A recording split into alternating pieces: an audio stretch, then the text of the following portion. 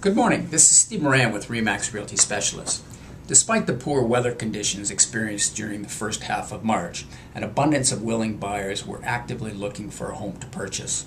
However, many of these people continue to be affected by the shortage of single-detached, semi-detached, and townhouse listings, which means that in some cases they could not find a home on which to make an offer, or they are facing a stiff competition from other buyers.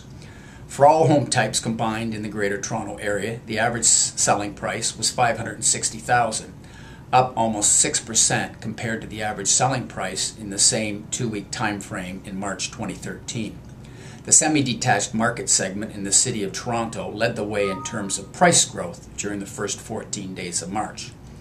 Semi-detached houses represent a more affordable option for some households.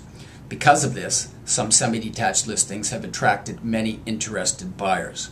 This competition has served to exert strong upward pressure on the average selling price. Tight market conditions will continue to exert strong detached price growth in 2014. Thanks once again for your attention. I'd be happy to help you with your real estate needs. I can be reached at 905-272-3434, or you can visit me at stevemoranhomes.com. Have a great day.